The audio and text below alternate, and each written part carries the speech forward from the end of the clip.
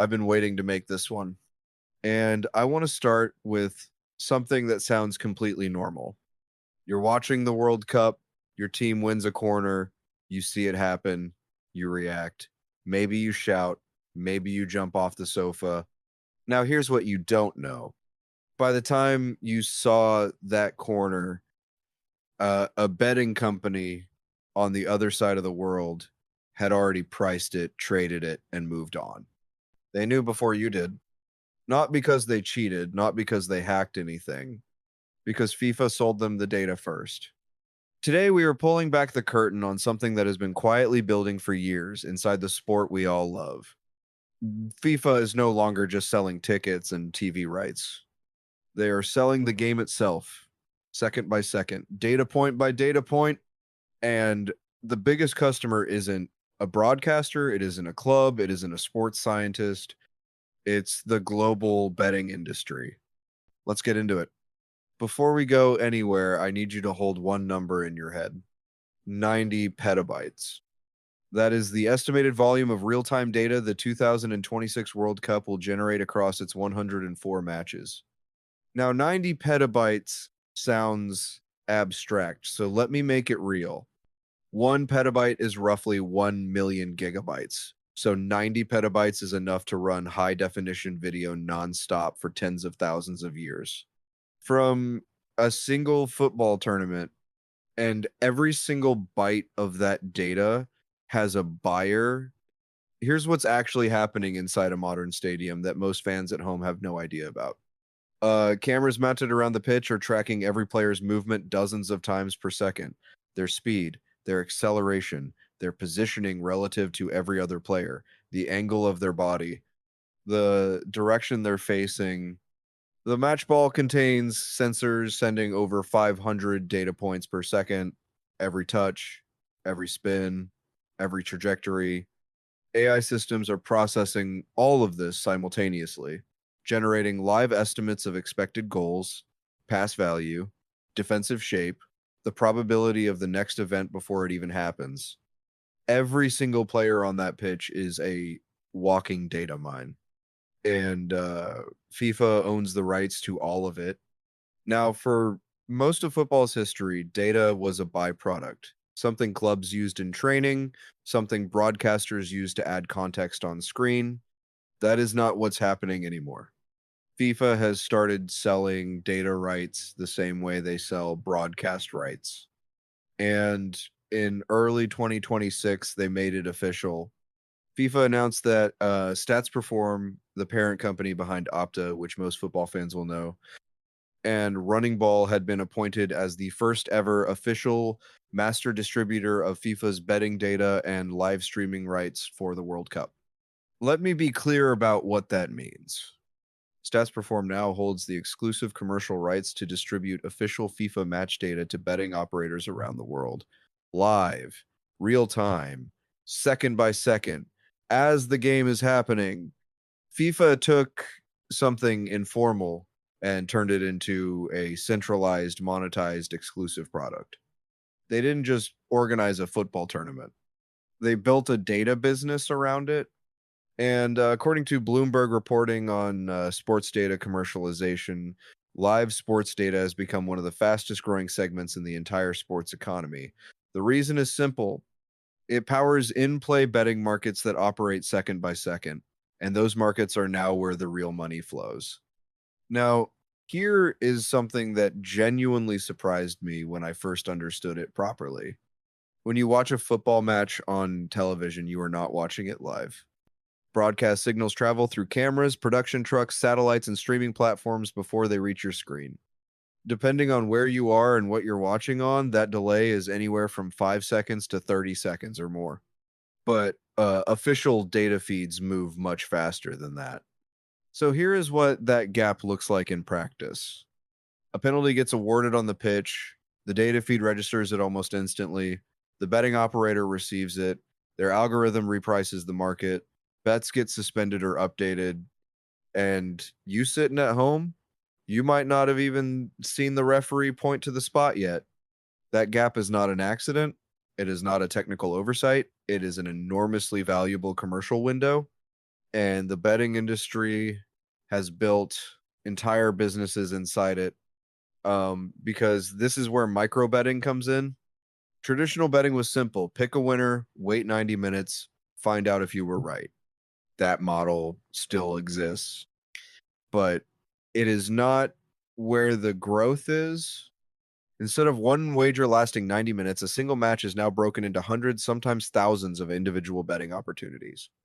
Will the next team win a corner? Will there be a yellow card in the next 10 minutes?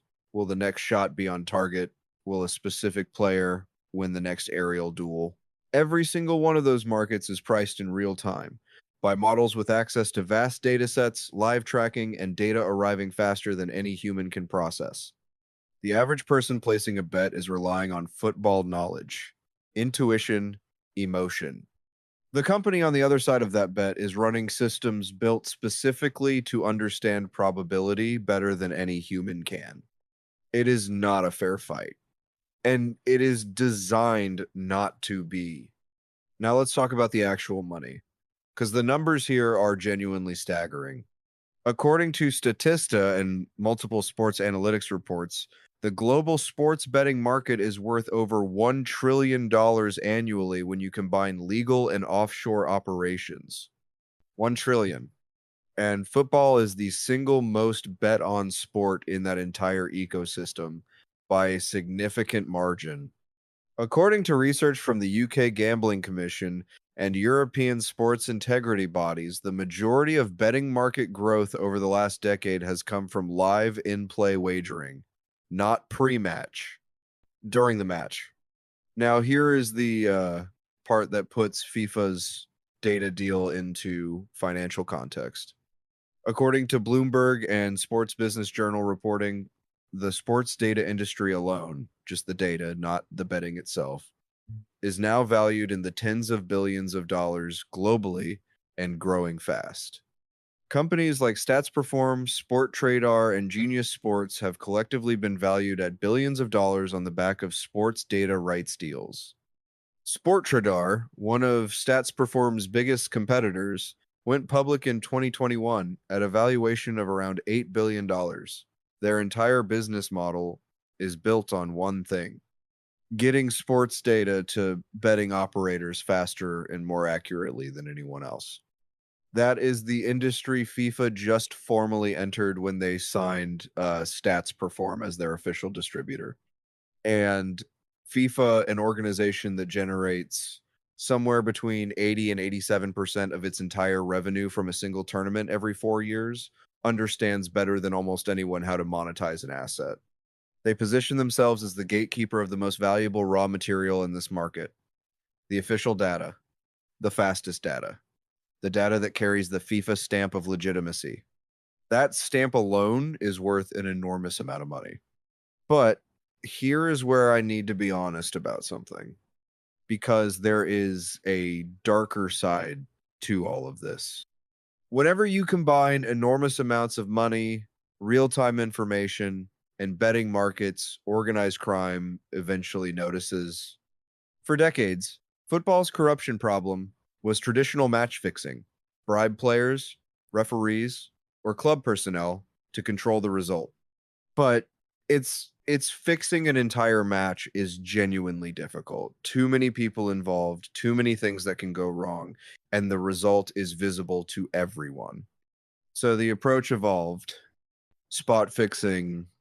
Instead of controlling 90 minutes, you target one single moment inside it: a yellow card, a corner kick, a throw in, something most fans barely notice, something with zero impact on the scoreboard, but something that in modern micro betting markets can be worth an enormous amount of money to the right people. Robert Hoyzer, a young German referee considered a serious talent, approached by a Croatian betting syndicate connected to the Sapina brothers. It started small: gifts, money, favors. Then it escalated. Authorities uncovered manipulation across multiple matches, one of the biggest corruption scandals in German football history. And Hoyzer was not an isolated case. The name that appeared repeatedly in international law enforcement investigations was Dan Tan. According to Interpol briefings, his organization was linked to large scale match manipulation across numerous countries. The strategy was always the same: target lower profile leagues where nobody is really watching, approach club personnel for modest sums, generate enormous profits through coordinated betting activity. And here is the part that should concern everyone. With micro betting now generating thousands of individual markets per match, the number of exploitable moments has never been higher. One suspicious yellow card in a group stage match watched by almost nobody can carry serious financial value in the right market, hidden inside 104 matches of football. Most fans never notice. The scoreboard looks normal. The match appears legitimate. But underneath the surface, the incentives are enormous. And now, here is the contradiction at the heart of all of this that I find genuinely hard to look past. Go and look at any major football competition right now. Betting advertisements on shirts, around stadiums, across social media, inside some of the biggest commercial partnerships in the sport. FIFA's own top tier sponsorship structure for 2026 includes a prediction market company called Audi Predict Street. I had never heard of them before researching this.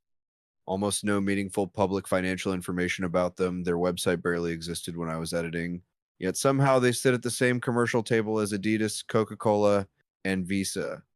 That tells you exactly where football's commercial priorities are pointing. But here is the contradiction. Players face strict restrictions on any personal betting activity. Ivan Toney, Sandro Tonali, significant bans, careers impacted. So the official message is this: betting companies can sponsor the game, prediction platforms can sit at the top tier of FIFA's partnerships, the entire commercial infrastructure of the tournament can be intertwined with wagering markets. But the players producing the content that makes all of this worth anything cannot place a personal bet without risking everything. I understand the reasoning. Players hold inside information, lineups, injuries, tactical plans. That creates real advantages. The concern is legitimate, but football has become financially dependent on an industry it simultaneously treats as a threat to its own participants. And that contradiction is only going to become harder to ignore. So here is the full picture. According to FIFA's own financial reports, the organization generates between 80 and 87% of its total revenue from a single tournament every 4 years. For Qatar 2022, that was $7.5 billion. For 2026 projections, suggest somewhere between 11 and 13 billion. They sell broadcast rights. Fox Sports reportedly paid $1.1 billion for the US rights to this tournament alone. They sell sponsorships. Top tier partners paying estimated fees of $75 to $100 million per cycle, according to Sports Business Journal. They sell tickets and hospitality, generating hundreds of millions more. And now they have created and sold a fourth commercial layer: official data rights, distributed exclusively through one partner to an industry worth over $1 trillion annually. Each revenue stream feeds the others. More broadcast reach means more betting activity. More betting activity means more data demand. More data demand means higher rights fees. It is a self-reinforcing machine, and the 2026 World Cup is the biggest version of that machine FIFA has ever built. The question I keep coming back to is this: at what point does optimizing the commercial system around football start to change the incentives inside the sport itself? Because markets shape behavior. When individual micro events inside football matches carry real financial value in global betting markets, the pressure to influence those events grows alongside the market.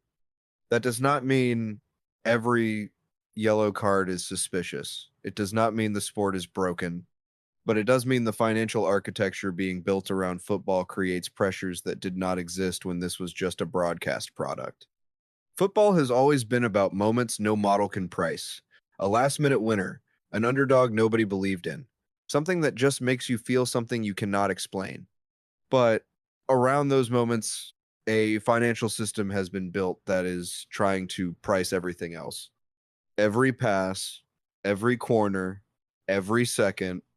And the organization sitting at the center of that system, collecting the fees, selling the rights, writing the rules, is FIFA.